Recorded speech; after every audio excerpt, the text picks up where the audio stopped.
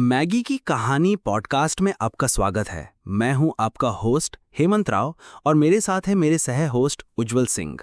नमस्कार सभी को।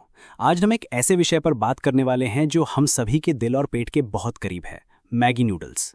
बिल्कुल, मैगी सिर्फ एक इंस्टेंट मील नहीं है, ये भारत और दुनिया के कई हिस्सों में एक सांस्कृतिक घटना बन चुकी है।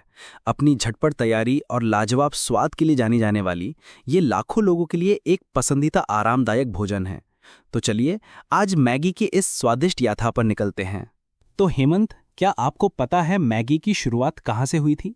ये सुनकर आप हैरान हो जाएंगे कि इसकी कहानी एशिया में नहीं बल्कि 19वीं सदी के आखिर में स्विट्जरलैंड में शुरू हुई थी। सच में? मुझे तो लगा था ये एशिया से ही कहीं आई होगी।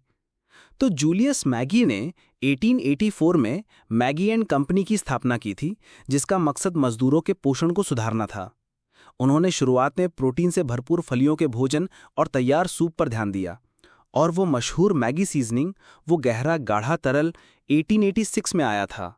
हाँ, और इंस्टेंट नूडल्स इसकी उत्पाद श्रृंखला का एक अहम हिस्सा तब बने जब मैगी 1947 में नेस्ले का हिस्सा बन गई।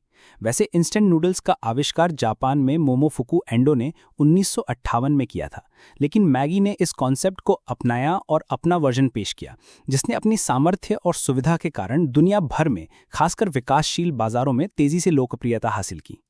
ये तो वाकई दिलचस्प है। अब बात करते हैं कि हमारे कटोरे में आखिर होता क्या है। मैगी नूडल्स मुख्य रूप से गेहूं के आटे से बनते हैं, जो अक्सर रिफाइंड होता है, और वो साथ वाला मसाला या टेस्ट मेकर सैशे, वो तो मसालों, सीजनिंग और स्वाद बढ़ाने वालों का जादुई मिश्रण होता है। बिल्कुल, मसाले में आमतौर पर नमक, चीनी, वनस्पति तेल, हाइड्रोलाइज्ड मूंगफली प्रोटीन, प्याज पाउडर, मिर्च पाउडर, हल्दी और कई दूसरे मसाले और फ्लेवर एनहांसर जैसे MSG, हालांकि ये एक क्षेत्र और उत्पाद के हिसाब से अलग होता है, होते हैं। पोषण की बात करें तो मैगी कार्बोहाइड्रेट का एक झटपट स्रोत है जो ऊर्जा देता है, लेकिन इसकी कुछ सीमाएं भी हैं जिन्हें समझना जरूरी है। सबसे बड़ी चिंता तो इसकी उच्च सोडियम सामग्री है, जो ज्यादा खाने पर हाई ब्लड प्रेशर में योगदान कर सकती है। सही कहा। और शेल्फ लाइफ और स्वाद के लिए मैगी में कई तरह के प्रिजर्वेटिव्स और एडिटिव्स होते हैं। इन्हें नियंत्रित मात्रा में आमतौर पर सुरक्षित माना जाता है, लेकिन संयम बहुत जरूरी है। साथ ही मैगी नूडल्स में आमतौर पर फाइबर, प्रोटीन, विटामिन और खनिज कम होते हैं, तो ये अपने आप में एक अधूरा भोजन है। मैगी की सफलता का राज इसकी स्थानीय स्वादों के अनुकूल होने की क्षमता और इसकी दमदार मार्केटिंग रणनीतियों में छिपा है। भारत में तो 2 मिनट नूडल्स सुविधा और झटपट संतुष्टि का पर्याय बन गए हैं, खासकर छात्रों, अकेले रहने वालों और व्यस्त परिवारों के लिए। ये सिर्फ एक खाना नहीं है, बल्कि अक्सर बचपन की यादों, देर रात के पढ़ाई सत्रों और झटपट समाधानों से जुड़ा होता है।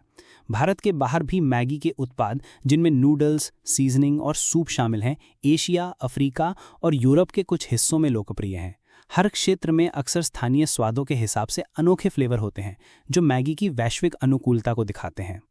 क्लासिक मसाला फ्लेवर तो आइकॉनिक है ही, लेकिन मैगी ने समय के साथ कई नए फ्लेवर्स और नूडल प्रकार भी पेश किए हैं, जैसे क्लासिक मसाला, जो अपने नमकीन, थोड़े मसालेदार और सुगंधित मिश्रण के लिए जाना जाता है। हाँ, और हेल्थ के प्रति जागरूक लोगों के लिए आटा नूडल्स भी हैं, जो पूरे गेहूं के आटे से बने होते हैं और अक्सर आयरन और अन्य न्यूट्रिएंट से भरपूर होते हैं। ओट्स नूडल्स भी एक अन्य स्वस्थ विकल्प है, जिसपे एक्स्ट्रा फाइबर के लिए ओट्स शामिल होते हैं। और क्षेत्रीय स्वादों की तो बात ही क्या। चिकन, करी, टमाटर, veggie masala, hot and sweet, और भारत में तो चटपटा या स्पाइसी जैसे फ्लेवर भी मिलते हैं। कुछ प्रकार तो ज्यादा शोरबे वाले होते हैं, जो एक आरामदायक सूपी अनुभव देते हैं।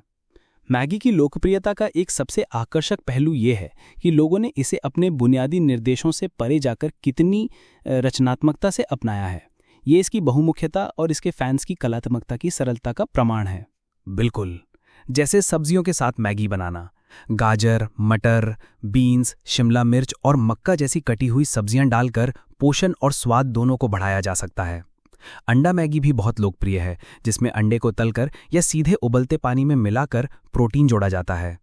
और चीज़ मैगी, एक चीज़ का टुकड़ा पिघलाना या गरम नूडल्स पर थोड़ा चीज़ कद्दूकस करना, ये एक स्वादिष्ट और क्रीमी ट्विस्ट देता है। कुछ लोग तो मैगी भेल या नूडल सलाद भी बनाते हैं, जिसमें नूडल्स को ठंडा करके कटे हुए प्याज, टमाटर, धनिया और चटनी के साथ मिलाया जाता है। मैंने तो मैगी पकौड़े या पकौड़े भी देखे हैं, जहां पके हुए नूडल्स को बेसन और मसालों के साथ मिलाकर डीप फ्राई किया जाता है। और मैगी सैंडविच या रोल भी, जहां पकी हुई मैगी को सैंडविच या रैप के लिए भरन के रूप में इस्तेमाल किया जाता है। ये सभी रचनात्मक प्रस्तुतियां दिखाती हैं कि मैगी कैसे पाक कला के प्रयोगों के लिए एक आधार का काम करती है। अब बात करते हैं कुछ चिंताओं और सुरक्षा की। मैगी से जुड़े पिछले विवाद हुए हैं, खासकर अत्यधिक सीसा सामग्री और एमएसजी के उच्च स्तरों के बारे में चिंताओं के कारण।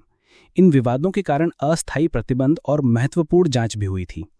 हाँ, लेकिन निर्माताओं ने तब से सख्त गुणवत्ता नियंत्रण लागू किए हैं और खाद्य सुरक्षा नियमों का पालन करते हैं।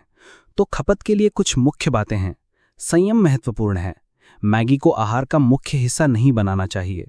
इसकी उच्च सोडियम और कम न्यूट्रिशन डेंसिटी का मतलब है कि इसे कभी कभी ही सेवन करना सबसे अच्छा है, और इसे पोषक तत्वों के साथ संतुलित करें। मैगी खाते समय इसे ताज़ी सब्जियों, लीन प्रोटीन जैसे कि अंडे या चिकन और फाइबर के स्रोत के साथ पूरा करने पर विचार करें, ताकि एक अधिक संतुलित भोजन बनाया जा सके।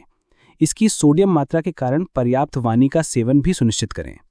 और अगर आपको high blood pressure, diabetes, kidney की समस्या या किसी भी सामग्री से एलर्जी है तो सावधानी बरतें और स्वास्थ्य देखभाल पेशेवर से परामर्श लें। तो दोस्तों, मैगी नूडल्स ने हम सभी के दिलों और रसोई में अपनी जगह बना ली है, जो अद्वितीय सुविधा और एक आरामदायक स्वाद प्रदान करती है। स्विट्जरलैंड में अपनी विनम्र शुरुआत से लेकर एक वैश्विक इंस्टेंट फूड आइकन के रूप में अपनी स्थिति तक, मैगी की यात्रा वाकई आकर्षक है। जबकि ये एक तुरंत समाधान प्रदान करती है, इसकी पोषणिक प्रोफाइल को समझना और इसे ध्यान से सेवन करना, शायद अतिरिक्त ताज़ी सब्जियों के साथ, ये सुनिश्चित करता है कि ये आहार का आधार बनने के बजाय एक रमणीय और कभी कभी उपचार बना रहे। तो अगली बार जब आप अपनी मैगी का आनंद लें तो इन सभी बातों को याद रखें। आज हमारे साथ जुड़ने के लिए धन्यवाद। हम जल्द ही एक और इंटरेस्टिंग विषय के साथ वापस आएंगे। तब तक के लिए खुश रहें और स्वस्थ खाएं।